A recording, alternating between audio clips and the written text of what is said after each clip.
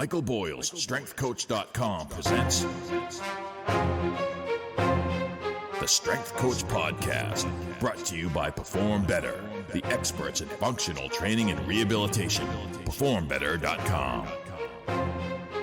Hey everybody, welcome to episode 258 of the Strength Coach Podcast, the official podcast of Michael Boyle's StrengthCoach.com, the world's best source for strength and conditioning information, brought to you by Perform Better, the experts in functional training and rehabilitation.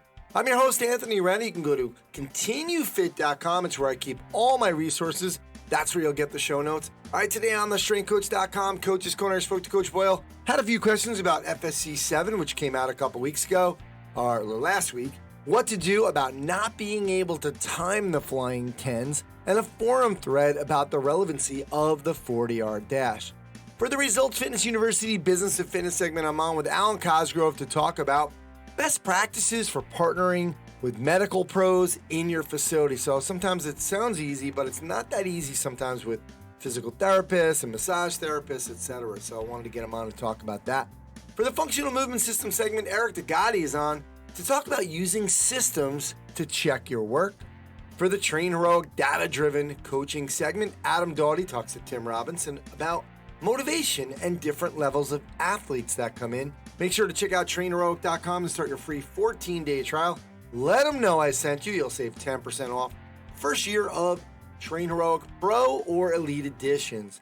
For the BodyByBoyleOnline.com, hit the gym with the Strength Coach segment. I have on my friend Geralyn Coopersmith, and she now is a fitness consultant to companies like Perform Better and FMS, but she's held leadership roles at Equinox, where I first met her 15 years ago. She was my fitness manager. She worked at Nike. She worked on the Nike training app, and most recently at Flywheel Sports. And she was on the Perform Better tour. She did a lecture called The 4 A's of Propelling Yourself from Where You Are to Where You Want to Be. And it was so well received, and I didn't want to let this die.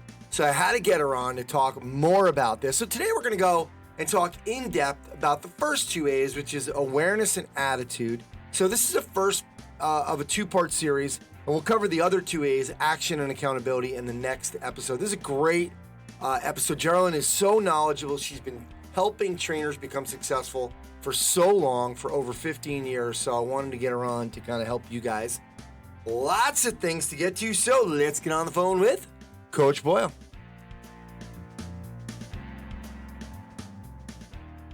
All right, now it's time for the StrengthCoach.com Coach's Corner with Coach Boyle, the world's best source for strength and conditioning information. You can try StrengthCoach.com out for 3 days, just $1. You'll have access to all the articles, videos, and programs, as well as the best forum on the net. It's the only place to have full access to Coach Boyle. He's on every day answering questions. Check it out at StrengthCoach.com. Coach, how you doing?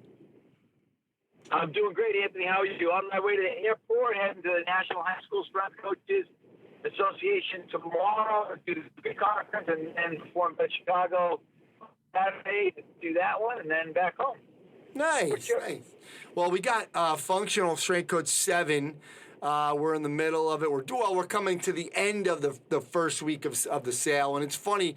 You know, I've been doing a lot of different memes and ads for the site for the product, and you know, you always retweet them, and people get all up in arms. And you just said you're on your way to the airport. You're going to spend some time just kind of talking to people about context of these things.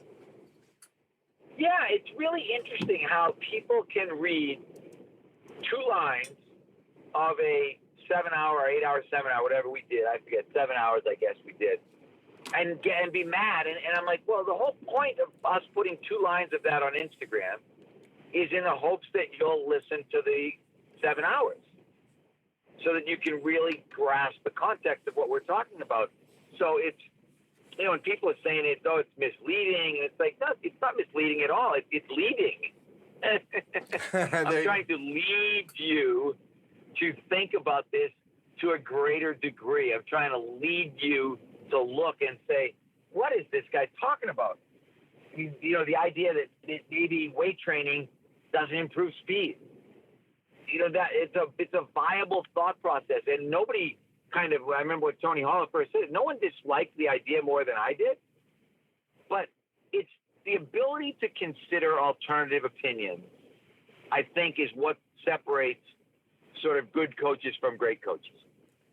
Good coaches defend their opinions. Great coaches consider the other person's opinion. Instead of immediately jumping into this defensive mode, you're wrong, I can't believe you're doing this, I always sit there and think, what would prompt somebody to have that thought? And that was a lot of what Functional Strength Coach 7 was about, was things that I've thought differently about in the last year or two, 18 months. Yeah, and what's interesting too is, look, people do take them out of context, and then they do get angry because they're like you said, they're misleading, they're clickbait. Clickbait it's the wrong word, because clickbait is like bait and switch. It's like that is misleading. It's like, hey, come in for this sale, $3 for this gold watch, and then they say, oh, we ran out, and they try to sell you, a swatch. That's like what clickbait is. We're just doing ads to say, hey, this was said, this was something that, and even we had all these great coaches, Devin McConnell and Jeff Oliver and Mike Vaughn and Ed Lippy, and everybody was asking really good questions. Nobody was just sitting back saying, oh, Mike, yeah, we agree, and that's what they don't understand. That's where the value is in doing something like this. It's also, like you said, you said people say it's misleading, and I would say it's just leading. Yeah. I'm trying to lead people to think about something. I'm trying to put people in a situation where I say, okay, think about this, because I'm thinking about this right now, and what I'm thinking is different than what I thought before. Mm-hmm. And again, it's really interesting. One of the ones that I just read, the guy said, I really studied your stuff in the beginning, and and now I'm, now I'm mad at you. I'm like, yeah, but you should examine that thought process. Why did you study my stuff in the beginning? Why did you find it so valuable? And now when I suddenly don't agree with where you are, that was the whole point of that seminar. Change is good. You go first. It was to try to prompt people to realize that don't stop at a particular point in time. And I think that's what people do. People get to the point where I'm comfortable. I have a philosophy that I'm comfortable with, and I'm done thinking. I'm done changing. I'm just going to keep doing this. And the whole day really was based on this idea that we need to be, I don't think, again, we always say we don't want to change randomly. We don't want to be all over the place. But you want to be constantly evolving, constantly moving forward, constantly exploring new ideas, new thought processes that might improve what you're doing. Absolutely. It's funny because Buddy Morris even chimed in on the one post with a lot to say, in defense of what you were saying as well. And yeah, it's amazing. That's the thread I'm talking about. That was the one, the meme that you put up, and I got to go on because Buddy is basically agreeing with me, and Buddy's a great coach. Buddy was probably one of the original kind of West Side guys in terms of, the application of it to sports. But Buddy's, again, one of these guys.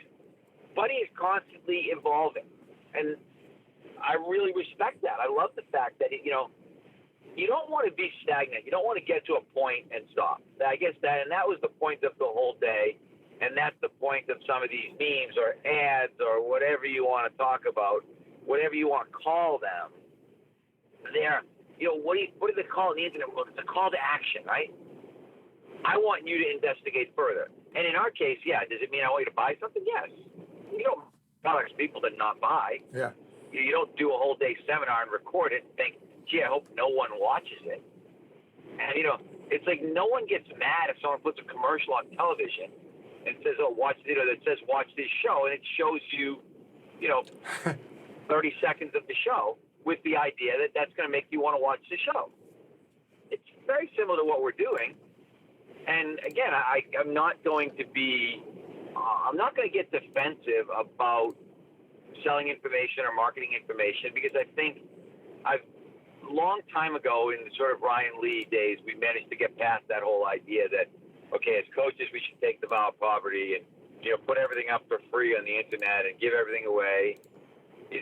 it's not a great way to make a living or raise a family. Yeah, people still think about that. Coach, speaking of this, I wanted to ask you a question because I've been incorporating something. I have starting this week, starting Monday. I have a small group, 4 guys, 4 15-year-olds. Got them for 8 weeks. They're all hockey players. And so I'm incorporating the fly-in 10s and doing the basically, like your jump, throw, sprint circuit, right, with that. So they do plyo, they do med ball, then they do the sprint. Look, I am not getting a timer. This is one group that I'm doing. I'm doing it as a favor to one of the kids that I train, one of the few. Then I decided, hey, I got to get a group together for this. I'd rather have a group. And so I did. It's only 4 kids. I'm not getting timers. And also right now, logistically, I'm like, I still have them doing the fly-in 10s just because I want them to kind of at least get a feel for it. And I'm thinking, okay, maybe in a couple weeks when I get this, when everybody has the routine down, maybe I'll start to, take some time. I also only have an hour and 15 minutes, so I know it is important, but I have a lot to get to. What are your thoughts on that? Like, in the very least, I mean, at least we're out there, we're sprinting, they're kids, we're going after it, they're 15 years old. I'm not timing them yet. I'm still going to try to at least do the stopwatch thing. Yeah, that's what I would say. I would say get a stopwatch and see how accurate you can get with the stopwatch, letting them know that, hey, this, and what I would do, because we did a bunch of this with USA Hockey when we didn't have timers on the ice with the women's national team. And what we started doing was doing 4 trials and basically throwing the outliers out, throwing out the high, throwing out the low. So that if we if we were making mistakes, they were being eliminated. So we weren't, you weren't getting somebody and saying, oh yeah, geez, you ran a 4.240 that time. And realize now that was probably a mistake because, all the other ones were 4.5. Mm-hmm. So I would just say, because there is, the biggest thing that we saw is it's amazing. I'll give you a perfect example. We ran 10s yesterday, and we're still at standing 10s. We're going to go flying 10s next week. And one of the kids ran a terrible one, and I said, okay, Luke, here's what I want you to do. Run it in 5 steps. All I want you to think about, push the ground as hard as you can. Don't road runner out. He went from 1.64 to 1.41. Now, this is electronic, not a mistake. But immediately, my son Mark, who had run 2 1.5s, was like, I'm going to run a 1.4 right now. And he steps up to the line, he runs a 1.49. Wow. And, if we hadn't been timing, and if Luke hadn't run a 1.41, no one would have tried to run a 1.49. There is really something about, and Devin McConnell loves when I say the word intent, right? Oh, yeah. There is something about that intent that maybe pushes you above that sort of Charlie Francis 95% threshold that you might not be getting otherwise. So I do think the one thing I would say is get the stopwatch out and start playing with it. Because worst case, you realize, okay, I can't do this. It's only 10 yards. It's, less than 2 seconds. I'm struggling to get a good time on these kids. But more than likely, you'll actually get pretty good. Watch a couple of, go YouTube some NFL scouts timing guys. You'll kind of see how they sort of sight down their hand and some of the ways they use themselves a little bit more accurate. Okay, cool. Yeah, no, I want to do it, but again, I just have to wait because I'm still teaching them, and we're spending a lot of time on teaching lifts, etc., and doing some other things. So in a couple of weeks, I think I'll have it, I'll have it down. The guys they'll be used to it, and I'll have some time to separate that stuff and do some timing. So good stuff. All right, Coach. Staying on this sprinting topic, we had a thread: 40-yard dash. Is it a waste? And basically, Ray wanted to know. Hey, when do we run 40 yards in football? Number 1. Number 2, does running a faster 40 really mean you'll be a good football player? And 3, is everyone doing the same type of speed training? And in the end, it all comes down to genetics and adaptation to the training program. Okay, so Brandon Marcello had a good, interesting post. He said the distance of 40 yards was chosen years ago because it was the average distance covered during a punt return. And then he said whether or not it's applicable or not, it's really irrelevant at this point. There's so much data on this one particular test that it makes it relevant to examine trends, norms, etc. in the sport. What is your answer to this? Well, mine, if I was in charge, if they put me in charge of the combine, I'd do a 10 and a flying 10. I wouldn't do the 40 because I'd want to know what their max speed was, and I'd want to know what their acceleration was. And I think you can pull those two out a little bit easier from those other two events. I do think when you get beyond 20, your injury rate goes up. So I don't love going beyond 20. Particularly go beyond 20 for that particular reason. I also linked to that genetics times environment article that I wrote about Genius in All of Us for Ray because it was interesting. He didn't, it's like, is it all about genetics? No, it's not all about genetics. It's environment, and the big thing is times. It's not plus. And I made this point. I was talking to somebody the other day at this exact same conversation. I said, if it was genetics plus environment, and you had a guy whose genetics were a 10, and the environment was a 10, the maximum score capable of being achieved would be 20. If it's a multiplier, the maximum score is 100. The best guy in the best environment would be a 100-point guy. So you can take a guy with 7 genetics, put him in a 10 environment, you're still going to get a 70. That's pretty good. So I think it's that ability to understand that environment is a multiplier. And so creating a great environment, a great environment isn't necessarily the most posh training facility. It's a great culture. It's a great place to train. It's a place where people really embrace the process. So I think, and I love, because the one thing, Ray will throw some of these things up there that maybe on other sites they'd almost be throwaway kind of topics, and they become really good discussions on our site. Yeah, agreed. And I will remind everybody, we talked about genetics times environment last week. It's a free article. You can go to the free articles section on strengthcoach.com to get that as well. So, Coach, we're going to let you go. You're off to the airport. You got some splaining to do on Instagram, so we're going to let you do that. So thanks for doing this. Have a safe trip, and we'll talk to you next time. All right. Thanks, Ian.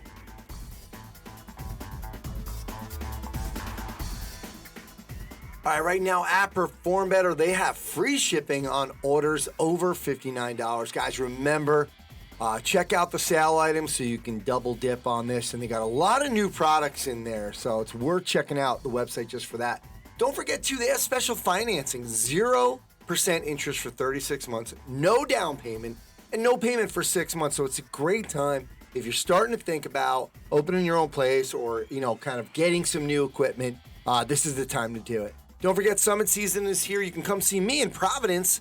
I'll be at the summit that Sunday morning. The summit is from August 1st to 4th for Providence, so you can check out performbetter.com for all their products and info on their educational seminars.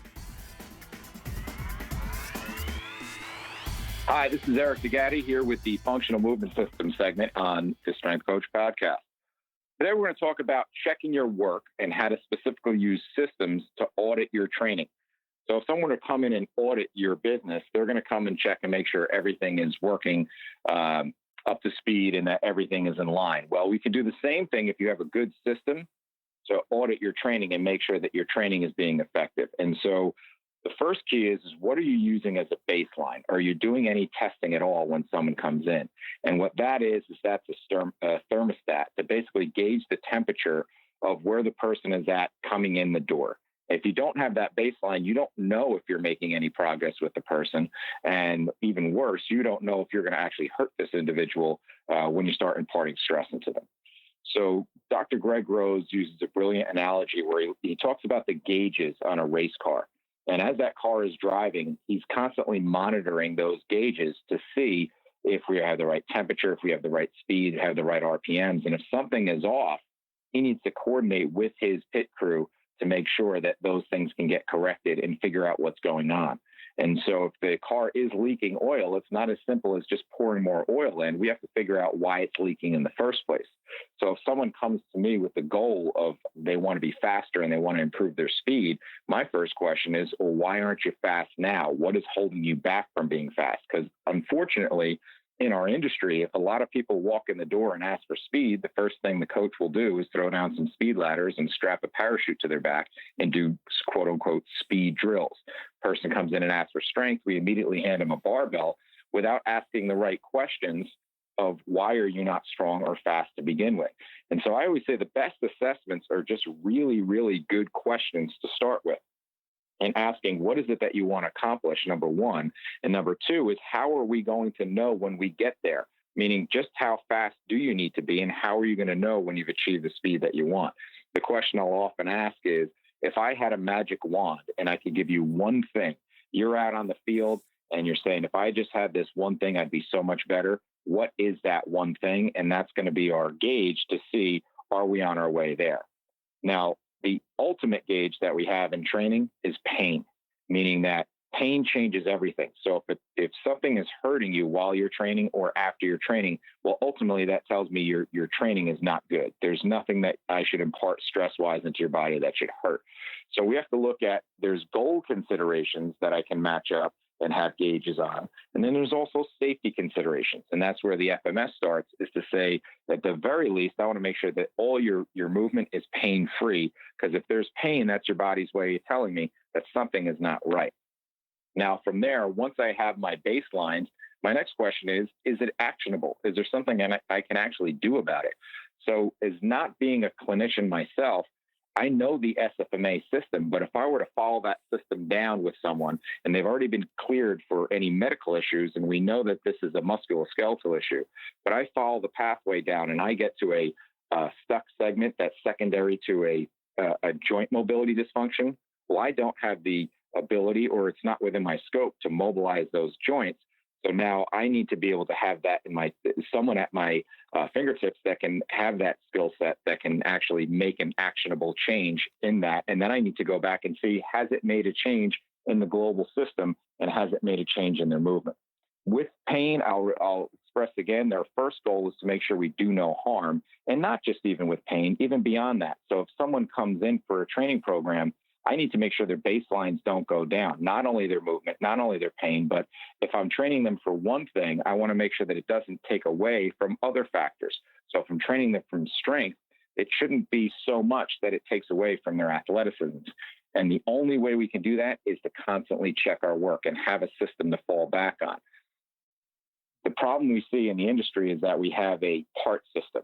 There's a simplified part system where you come in and say, I want to create a specific movement or a specific outcome, and we just automatically go to what parts are involved in that, and we say, we're going to train your glutes, and so we're going to do bridges and squats.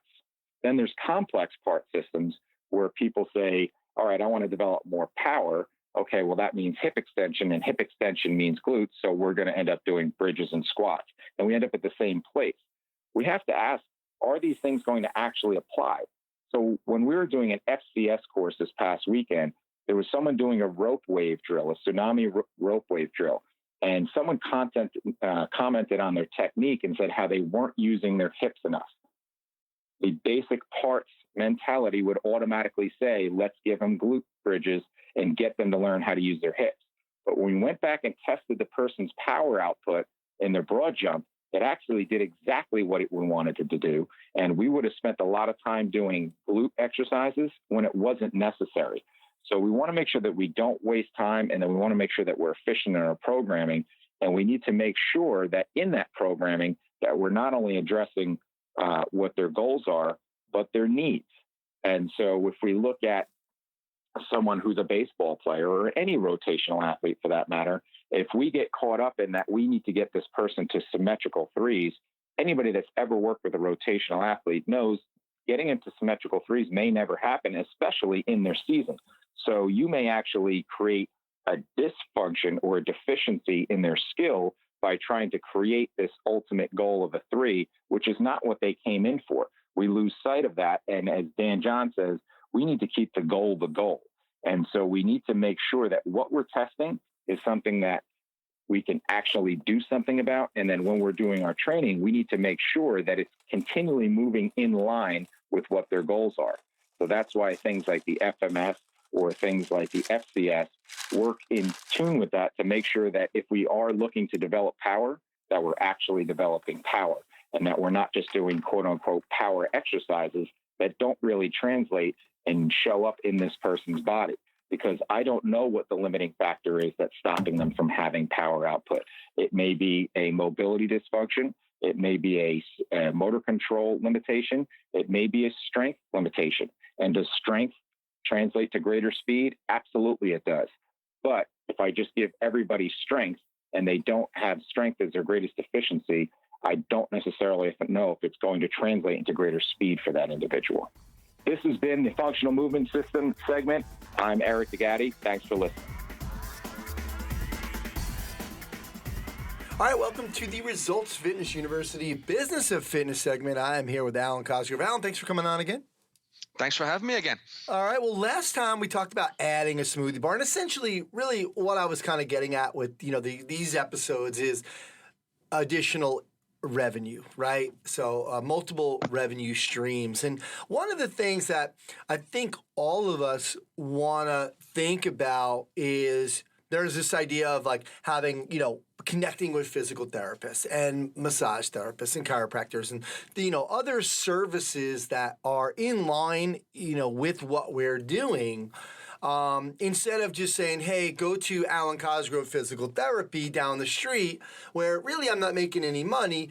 Ideally, it would be great if I did have the space to have a little area. A lot of people have like either another room, like you can make a room where it could be a shared space because, not everybody's going to, you could do physical therapy, in the afternoons and massage in the mornings, blah, blah, blah. And, I know states have different laws in terms of hiring. So maybe people want to rent the room. So, and I know you guys had physical therapy there at one time. What should I be thinking about when this kind of comes up? Should I think about renting? Should I work, what are the joint ventures should I work out? Should I require people to, hey, we want you to send, clients to us? What are some of the pitfalls as well as kind of getting involved with other services? So there's pros and cons to all of it because it's obviously anything you bring in massage or you bring in nutrition externally or you bring in physical therapy. It can be mutually beneficial because you have a service on site to send your clients to.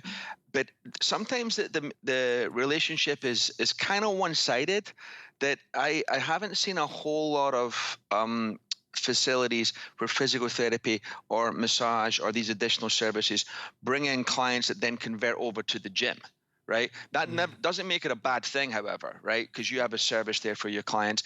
Downsides are it always takes up footprint space, right? Every square foot of your gym has to be making money. So this is you taking a piece of your gym out that was making money for something else that has to make the same money.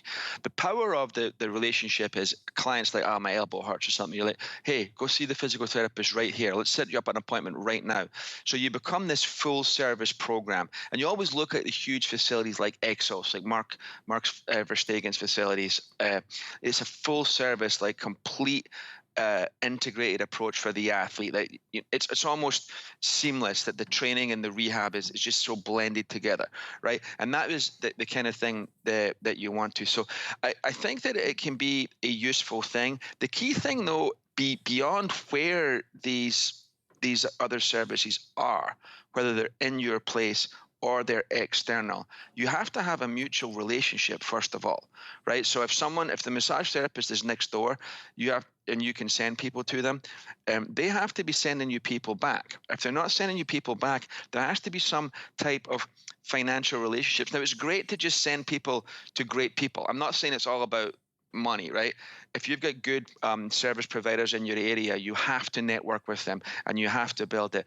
But what I've found is especially with sports physical therapy and sports therapy, most of the people going to these physical therapists already have a gym and already have a coach. So we got very little coming back. And one of the issues is in some states, and this is why we sort of separated the physical therapy to another location in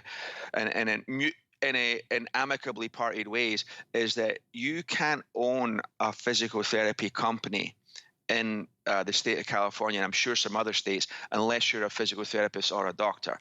So basically, I couldn't own the company at all. So it had to be absorbed into Results Fitness. But then if I did that, we couldn't bill medical insurance. So it had to be cash-based, which with medical insurance costs are going up. A lot of people who could afford to pay cash are like, I want to use my insurance because I'm paying so much money.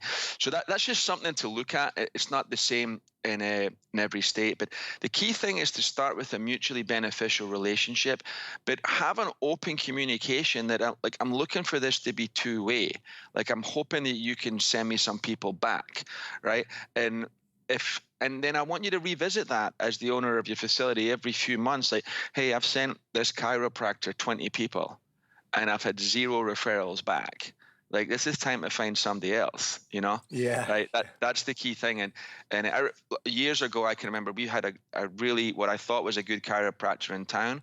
The first thing he told everybody that I sent them, he was doing some soft tissue work and some chiropractic, was, all right, why don't you take about a month off the gym? It's going to let everything like calm down, just give you a break. Yeah.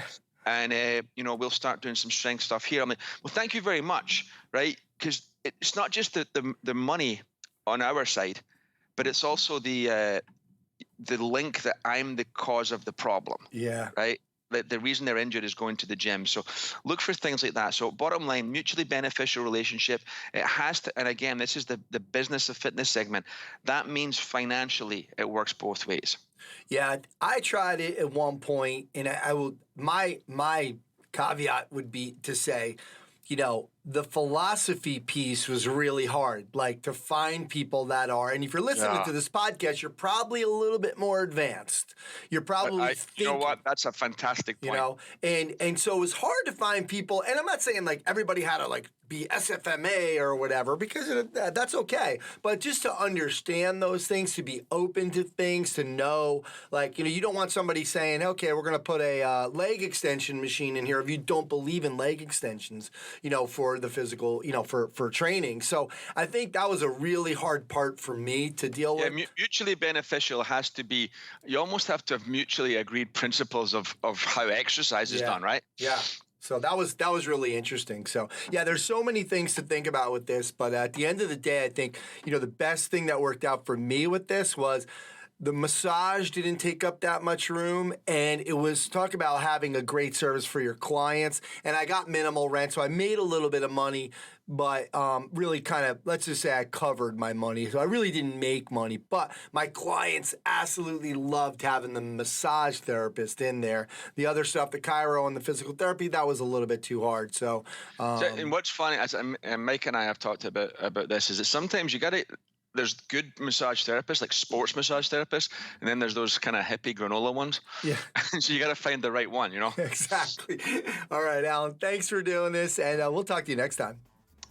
Thanks, you guys, for listening, and check us out at resultsfitnessuniversity.com. We'd love to see you over there.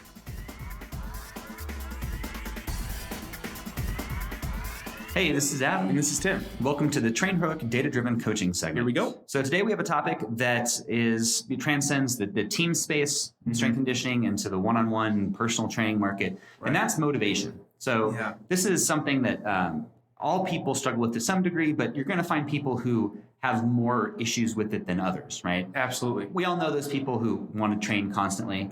I won't name any names, but our CEO just won't stop. Yeah.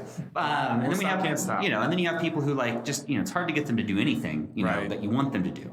And that's actually kind of the problem, which is you're trying to get them something you want them to do. Absolutely. And I have some really good background on this topic in the team sport sector, or that realm. And a specific example that comes to mind is a young man who I coached recently. We'll call him Jimmy to keep his name out of the podcast. And names have been changed. Exactly. So what you notice, to back up a little bit, is when you're coaching teams, everyone wants the rah-rah guy and the folks who are going to take ownership over the whole group. But really they break down into like kind of 3 different tiers, so to speak. You got tier 1, which is going to be your kids who are going to get in there, get up early, jump in, rah, right? The leaders, the folks you think of leaders. You got the tier 2. These are your tag-alongs, right? They're there. They're happy to be there. They love being with their friends. They might enjoy training, and they're probably pretty good at their sport. Then you got the tier 3 kids, right? Who don't look like they want to be there. They're struggling, and they don't look like they want to be there, and they may not want to be there. And that's where Jimmy comes into play. Okay. Yeah. So let's back up for a sec. So one thing that's important to remember about like the team space,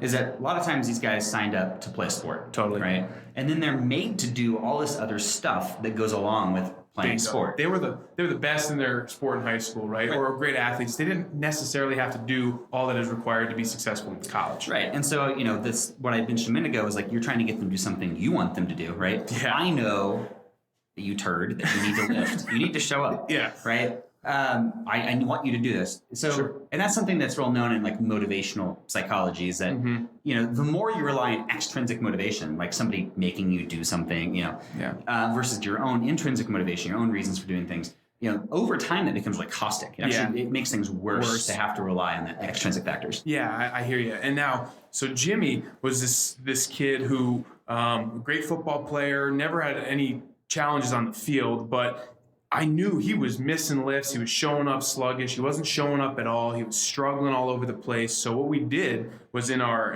you know, we kind of had these things off at the pass. In our entrance interview, I wanted to find out what was important to Jimmy, what was motivating him. And it was to do right by his family. And what he means by that is get a good job, raise them. He's got a lot of younger siblings he wants to support. So I knew school and family were important to this kid. So I made him get up and go to the early lifts, even though he didn't like it. Let's pause there, though. Yeah. So, you know, when you did an intake interview, essentially, Bingo. With a team athlete. Yeah, we call them entrance interviews. Right? Yeah. And, you know, you found out that he wanted to do right by his family, and you had to find out what it meant. Yep, right? Exactly like, right. People use different words to mean different things, right? So he wanted but to him, he wanted to get a good job. He wanted to make a ton of money. He wanted to provide for these kids that maybe they didn't get that kind of care when they were younger. So I knew, what can I do as a coach to make sure that I can kind of, this sounds bad, but like twist this to make it look like I'm giving him what he needs, right? We're going to get up early and you're going to come to early lifts because you're going to have to show up to work early. You're a leader because you're a great football player. Leadership, you know, that's a big part of being successful. So you're going to show up to this lift. 6:15 was a huge lift with all, you know, our best players, all the early risers. So you want to be in that lift. You want to be around those kids, you know, and over time, kind of building this curriculum for him as to, this isn't only going to make you a better football player, but help you in life. And I think finding that motivation, he started to turn it around a little bit. It was all extrinsic at the beginning, but intrinsically, he was like, this is starting to make sense. And then I got him into a routine, a pattern, right? So he was like, yeah, bingo, a habit. So he's up. And guess what? I don't think he's been in 6:15 lifts ever since. Now it's 2 years ago. You know what I mean? You know, this is kind of funny. So I'll relate it back to a sociology class I took in college, which was we read this weird paper. It was interesting about drug culture, like marijuana culture back in the 70s, I think it was. And one of the important things they found that, you know, made people like actually be brought into this culture and then like continue being part of it was that they had a mentor, right? So, and this is like the idea that somebody, and because like at first, like the idea was that the thing is like you may not perceive the like beneficial effects or like the positive, like you may not, and somebody's there coaching like, oh yeah, like you're feeling it, you're doing it, right? And so this is not that different from somebody who's taking on exercise, especially somebody it could be somebody taking on exercise or like trying to pick up this new habit. Is that like it takes some time, some coaching, maybe you have to help them identify what the positive outcomes are. You got it. The coaching might not be, hey, this is how you do a split jerk. The coaching might be getting them from tier 3, work up through tier 2 to where their intrinsic motivation can take over and then they can drive themselves. I think that's where the magic happens. Awesome, man. So we'll do more on motivation next time, but that's going to do it for us today. Go to trainheroic.com to start your 14-day free trial. And when you're talking to one of our representatives, tell them the Strength Coach podcast sent you for 10% off a year of the Pro or Elite Edition.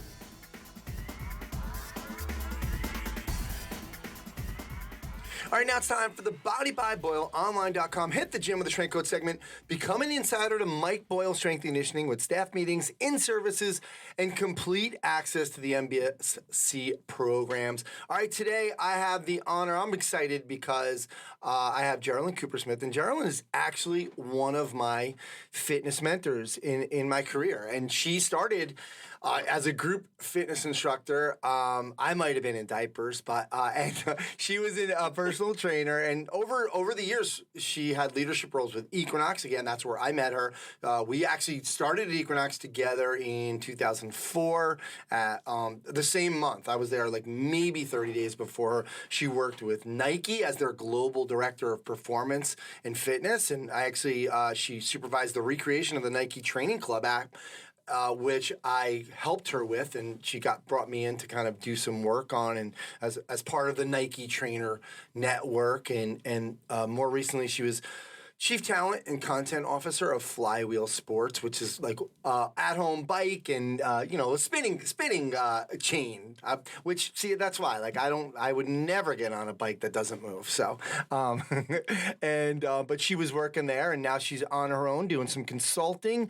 And she just did a lecture at Perform Better in Orlando, Fitness Career Transformation: the 4 A's of Propelling Yourself from where you are to where you want to be. And I really wanted to get her on this because one of my missions is to help fitness professionals, my mission is to help fitness professionals become more successful. And obviously do that through the podcast and through, the site with Coach Boyle, strengthcoach.com, and Body by Boyle Online, and my coaching group, and which is something that I'm doing with Geralyn now. And so this lecture, I think, is so important for strength coaches, fitness professionals, everybody. So Geralyn, first of all, thank you so much for coming on.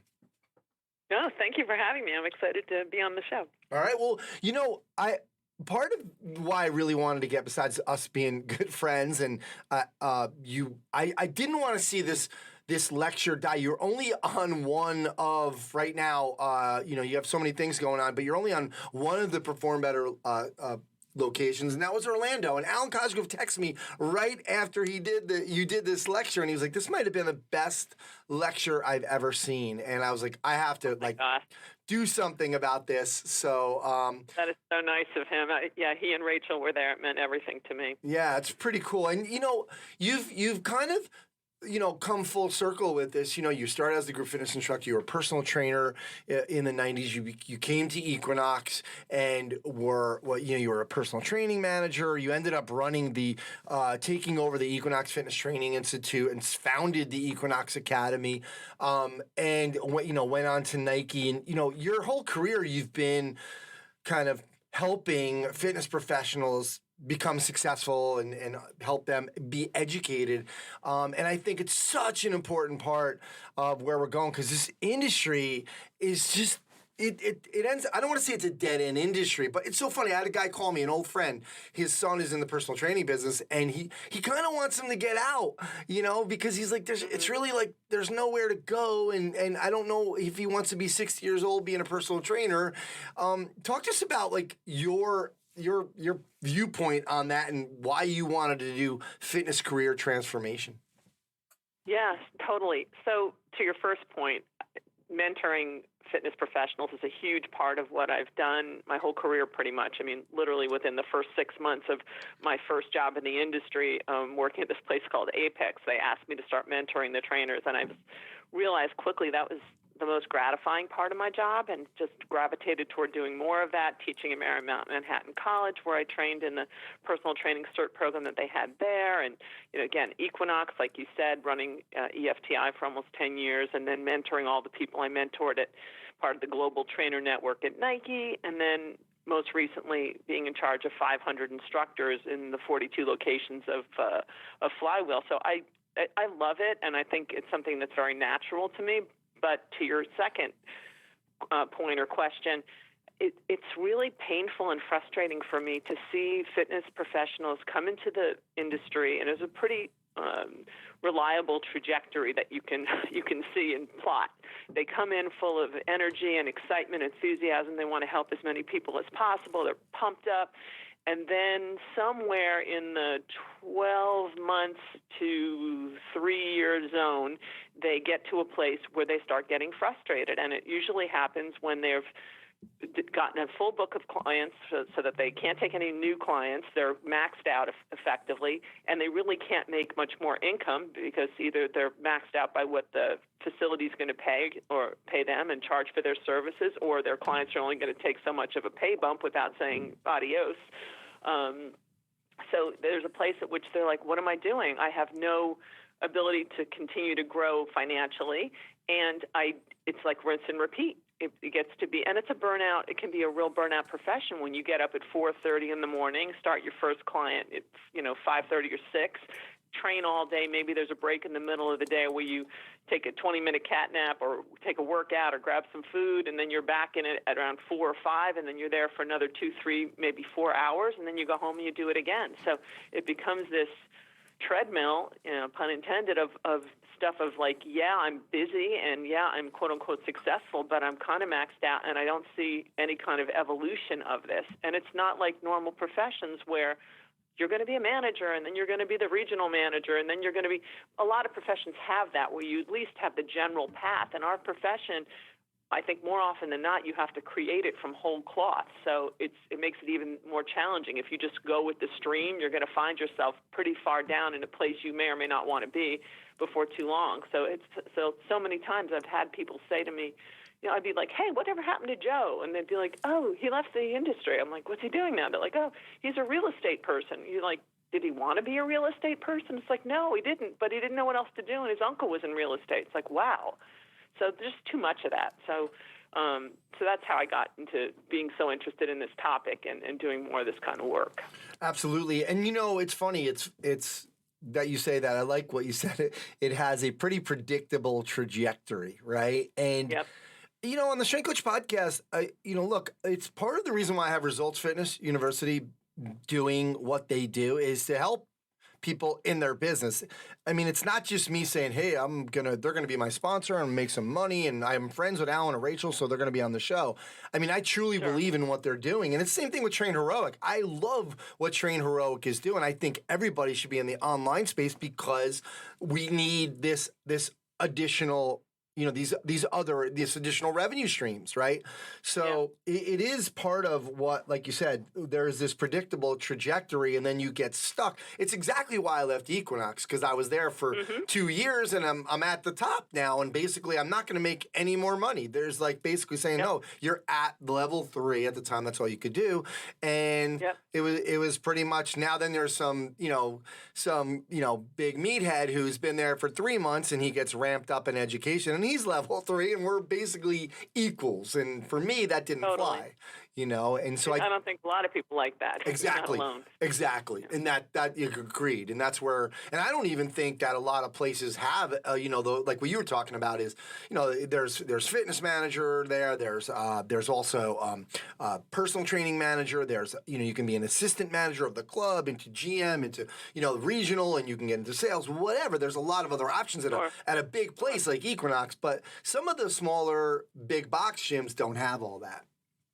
Absolutely. So. Yeah, it's magnified that much more in those scenarios, for sure. Yeah, and so let's get into this because I want people to understand what you're talking about here with these, the 4 A's of propelling yourself from where you are to where you want to be. Because, look, in my coaching part of it, and this is why I've joined forces with you, and, as a matter of fact, we were just in Orlando. When you were in Orlando, I went down there to with Frank Dolan. We filmed our online coaching portion of what we're going to be doing, because this piece of it is so important. You have to recognize it. It has to be intentional. It has to be a conscious effort. So talk to us. Let's go over the 4 A's of propelling yourself.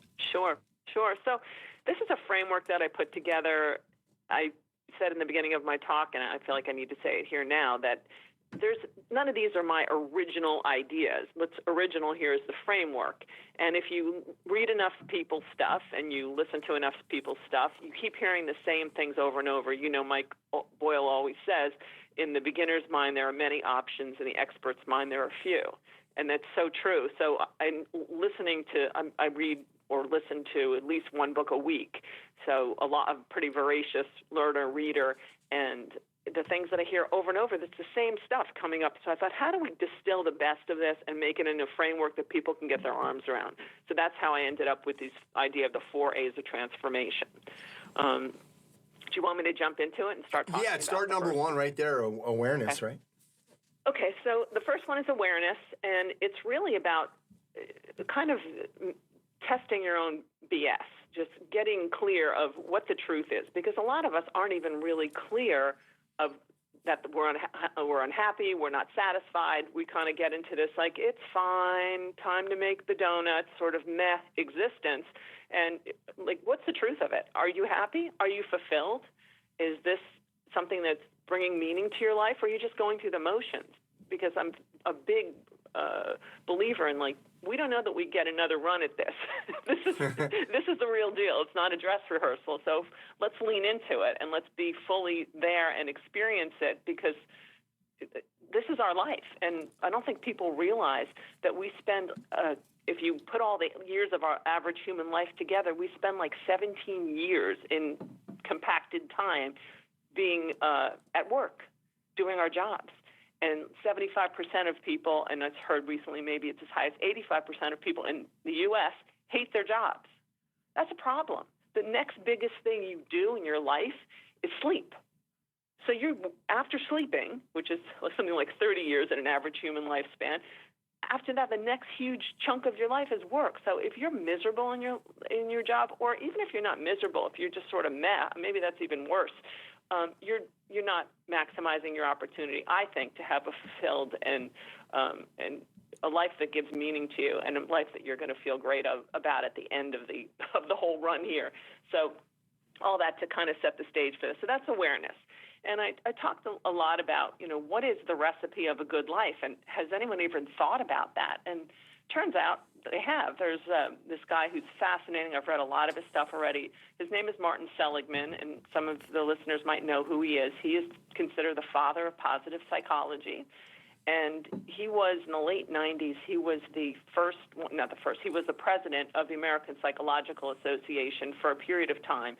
And he was the first person to say, what's up with our industry? We're psychologists, and we're analyzing people, and we're dealing with people's mental illness, but we're not doing anything to teach people how to live and how to maximize their existence and how to be fulfilled. He said that, to me, would be a worthy goal. So he set about to create this new field within psychology called positive psychology. And he came up with a model with some of his other colleagues about how do we get the recipe for a great life? What are the ingredients of it? And there were 5 pieces that they found in a lot of research. One is what we think of most when it comes to top of mind, this idea of positive emotions. Like, you should be happy. Yeah, okay. But happiness is only one piece of it. Happiness is a transient emotion. So you have it, and some days you're happy, and then maybe the weather's crappy, or you stub your toe getting out of bed, and you're in a bad mood, whatever. But that's not the thing that you can hang all of your fulfillment on. The other pieces are, I would argue, more important, although he puts them in one big pie. The next one he talks about, it's the acronym PERMA. So positive emotions is the first one. The second is something called engagement, which we could also call flow, which I think most people on this listening to this are familiar with what that is, but we can talk more about that. Relationships is the R, PERMA. M is meaning, and A is either achievement or accomplishment, depending on whose stuff you read. So this idea of all these pieces, this engagement, relationships, meaning, accomplishments, and positive emotions being the part of the whole pie that makes up a fulfilled life. And if you think about those pieces, work touches every single one of them. I had one of my good friends said to me years ago, and it shocked me. She said, "Don't you hate the people you work with?" And I said, "No, I actually love the people I work with. They're like family to me. I mean, when I have to leave places, I'm in tears because I feel like my family's being broken up." And she's like, "Really?" I was like, "Yeah." But she works in financial services, and it's a different coworker, and it's very cutthroat and dog eat dog. And I was like, I might hate my coworkers in that situation. So that's this idea of awareness and just being in touch with who are you? Are you happy? And a big piece of this is getting in touch with your strengths. There's another, actually one of the things that Martin Seligman said, he said, you can't have a good life unless you are using your signature strengths every single day. And most of us don't even know what those are. You might have a rough idea, but he developed a protocol, a survey that people take that gives them a sense of what their strengths are. It's called the VIA assessment. It stands for Values in Action. And if you go through, he measures, I think it's 24 characteristics, character strengths, and he says you need to be using your top ones on a regular basis, like daily basis, in order to be happy. He said that ties right back into hitting all those blocks in that PERMA model. So that's a big piece of it. The other piece of it is knowing what gives you fulfillment. A good sign for that is when you're in flow. A lot of us are we don't think about it. But for every one of us, there's a moment where we get in the zone and lose track of time. And that's a good sign that you're on the right track to doing something that's meaningful in your own life. And most of us could have more of it in our day-to-day existence. And most of us think it's the domain of the superhuman, the LeBron James, or some world-class musician or whatever. It's the domain of all of ours. It's something we should all be looking to cultivate on the daily, and it's something we should all look to have in our jobs. So those are kind of some big pieces. And the last big piece I talk about in awareness is this idea of the element. There's a book that if people haven't read, they should read. It's called The Element by Ken Robinson, and I recommend the audio because he's adorable, and it's very charming to hear his British accent and his sense of humor. But he created this concept that everybody has their own thing. It's different for everyone. And to find out what your thing is, your element, you have to figure out what do you love doing and what do you have natural aptitude for. And when those two things come together, that's your element. And it's different for every single one of us. And our job is to find out what that is and then do it with our whole heart. And Marty Seligman and all these other people would say, yeah, do that and you're going to be really, really happy. So that's the awareness piece, just kind of checking your own BS, like, are you happy or not? And if not, let's be real about it. And then what are you good at? What do you like doing? What's puts you in flow? Where's your element? And just to kind of cultivate that awareness, because without that, you're not going to be able to start moving in the right direction. Yeah, and I think one of the things here, the pushback that I know somebody's in their car right now listening to saying, like, but I don't know what my, what I want to do or what my mission is or what I'm good at. But yeah, exactly. That's why you need to go to, strengthfinders.com or like what you said, viacharacter.org. And we'll have links to that stuff underneath, Geralyn, in my show notes. Yep. And these are things that you can figure out. I know a couple months ago you had sent me and like 30 other people a survey about you. You were like, just be honest. Like, I want to know these things. Like, let your friends tell you what you've, like, what are the words that, what was the question that you, that I don't want to mess that up. What was the question that you had sent? Yeah, I said, and this is from Hal Elrod, who did the Miracle Morning and the Miracle Morning Equation. He's awesome. I changed it somewhat, but basically I asked, what 3 words would you use to describe me? What do you think are my top 3 strengths? And what do you think are my top 3 areas for improvement? And then the 4th question was any other comments or feedback. And it was anonymous because I wanted people to feel free to say whatever they wanted to say. And I went across, to your point, I think I asked 28 people maybe, and I got maybe 24 back, so almost everybody did it. And it was across my work life, my personal life, people that have known me for a short period of time, people who have known me for years and years. And I try to get like just kind of different views of how I show up in the world. And it was interesting to me that they were remarkably similar to each other. So that was, I think, good news. And they rang true for me. So that was. I highly recommend that to everybody. When Hal Elrod suggested that, I literally vomited in my mouth. I was like, "Oh my God, that sounds awful. I don't want to hear that." It's like, well, maybe that's the reason you should do that, because you just had a reaction to that. Like that's like, okay, what are you afraid of hearing? That you have room for improvement? Hello, yes, you do. So it was a good thing. I'll say to people, don't be intimidated by, you sent it to 28 people. Send it to 5 people if you have to. Don't just get this done, because you know what? You'll probably find those 5 people are still saying similar things. Like, don't be so intimidated by, like, it's like the to-do list. Don't have a million things to do. Don't worry about 24 people. Just start with 5. I mean, you can all find 5 people that you feel, and like you said, try to make them through, maybe just somebody who you work with, or maybe a couple of people who are above you in your business or in your job, not in business, in your job, and then some family members and some friends. So I love that idea of. And by the way, I just want to mention the book Rise of Superman. It's for this audience, they would love. It's about flow, but it's about like like, I know I recommended it to you. Did you read it? The Rise of Superman? I have not read it yet. Oh my gosh, that's on my. Yeah. It goes in the endless queue. Yeah. And it's for my crowd listening. It's about like, extreme sports and getting into flow. So it's a really good way to understand flow through our language. So good stuff. Coop, let's go over to the next one. Attitude. Okay, so attitude. So it's one thing to have an awareness about what you want, but it's a whole other thing to really believe that you can have it, should have it, and to cultivate the internal dialogue and belief system that supports it. First thing is, I think most of us are a bit, to your point that you just made about, I don't know what I want. I think it's true. Most of us are a bit disconnected from our dreams. We had them as kids organically, and well-meaning people, our parents, our school system, our friends, our work situations, over time erode our feeling that we have a right to our own dreams. Well-meaning people say, oh, no, I don't see that for you, or you should be doing this, or, this organization feels like you should be doing that. After a while, you lose track of who you are at your core. And that was a part of you that was so clear to you when you were a kid, and you were unapologetic about it. And truly, I mean, there's a lot of work to suggest that core person is very much still who you are in terms of your dreams or fundamental likes or dislikes. I mean, maybe it's changed somewhat in that, I want to be a superhero has maybe become, like my brother wanted to be a superhero growing up. He's a police officer. Yeah. That's who he was. He was running around the house with his cape on, and now he wears his uniform and carries his badge and his gun, and he protects people. It's the same thing.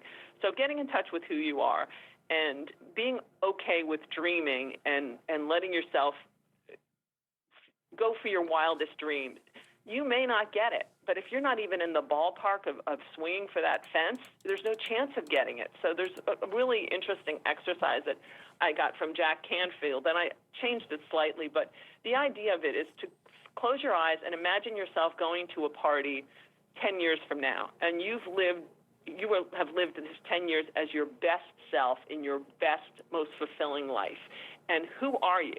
And just really close your eyes and get into the feeling of what that is. What do you look like? What do you kind of things are you talking about that you are going on in your life? What achievements? You're not bragging in this story. You're just happily sharing with people at this party what's happened in the 10 years and why you're so fulfilled. And by the way, they're all at their best selves too 10 years from now. And really think about that.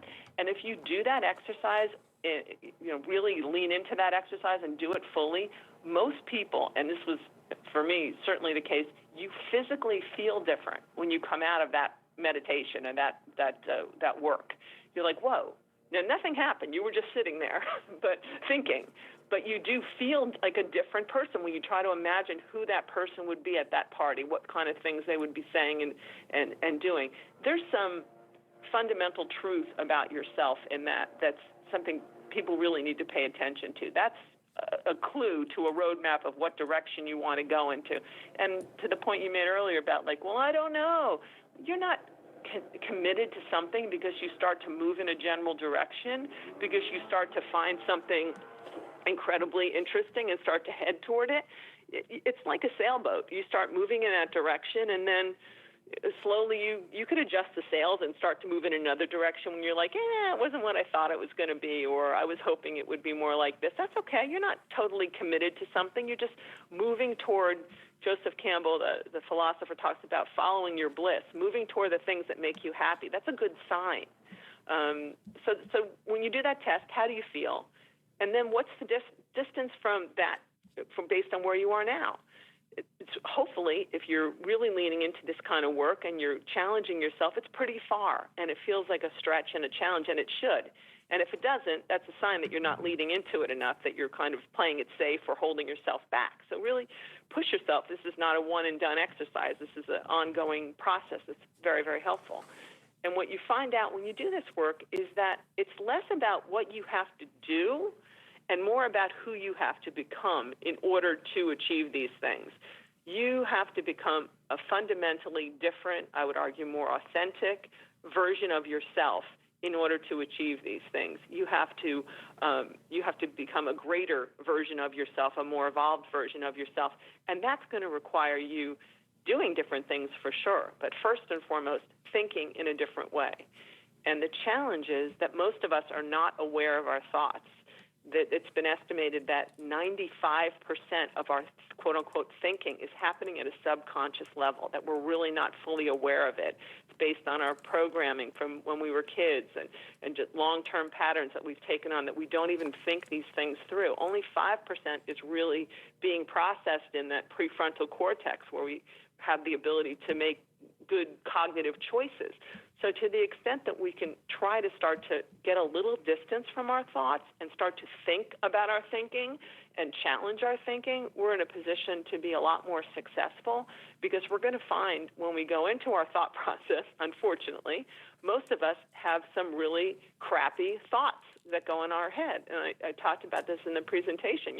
You roll out of bed and this will be me. If I don't check myself, roll out of bed, stumble into the bathroom, catch a glimpse of myself in the mirror. First thought is, God, you look like shit. It's like, who talks that way? If my husband rolled over and looked at me in the morning and said, God, you look like shit, I would freak out. You smack them. them. Your friend said that. Yeah, exactly. You'd smack them. If my friend saw me when I walked into a room and said, God, you look like shit, I would freak out. It's like but we talk to ourselves in that horrible way all the time, and it becomes so natural that it's a real process to just not go into that space and not become that abusive person. We're all self-parenting at this stage of the game. We're no longer children. And if you did that to your child, I would never talk that way to my son. That would be child abuse. DIFUS would be knocking at the door and take him away from me, Absolutely. So I think so really getting into that. And I think one of the best ways to be able to get into that state is to start to put a little space. And one of the best ways to put a little space in between your thoughts and your knee-jerk reactions is to, and I do this PSA, is to meditate. And I had a lot of, still do, quite frankly, resistance to the idea of meditating. And it doesn't have to be 30 minutes. I literally think 5-10 minutes, a little dab will do you when it comes to meditation. But we all have this resistance to sort of being quiet and just shutting down our mind for even 5 or 10 minutes. And it's such a powerful thing when you do it. And I literally have to force myself to do it every morning. I never wake up like, I can't wait to start meditating. Yeah. And I've made a commitment to myself to meditate for at least 10 minutes. Sometimes I go as long as like 25. I don't ever, I think, do longer than that. Sometimes I just can't, for one reason or another, mentally. I only do 5 minutes, but I try to do 10 every single day. And when I don't do it, I feel off. And there's a lot of research.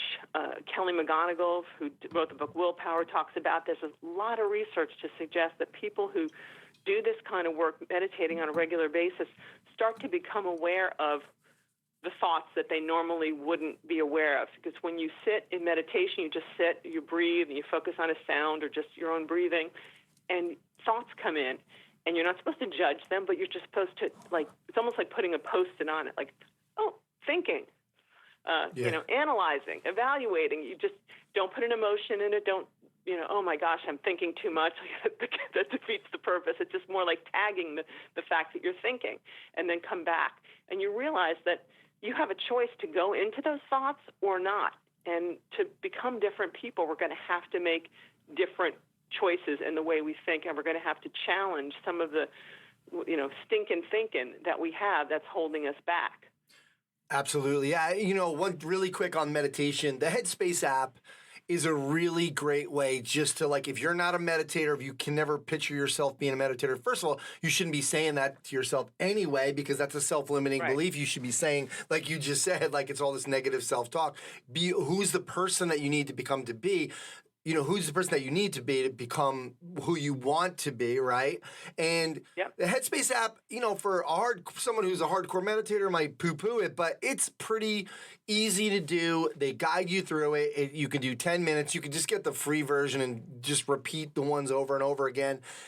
That's number one. And they have all kinds of different ones. You could do it in your house, walking back and forth. They do a walking meditation, or you can go outside and do a walking meditation, which those are the three that I've done with that. But that self-limiting belief, I just wanted to go back to that. It's such a huge thing. It's one of the things that we did, you and I and Frank, in our online course, was saying, like, we address that. Like, what are the areas of this, this negative self-talk? And we actually try to turn that around, because we want you to start changing that. It's not just positive thinking. It's also, saying, I'm not this person. That's a self-limiting belief.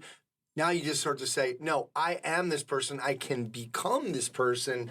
And that's there's a great book. I forget the guy's name right off the top of my head. It's Un-F Yourself, right? And Mark Ronson or whatever, right? I don't know. Yeah, I thought his name was Gary, but I got the audio, and then he has another book after that, like Stop F.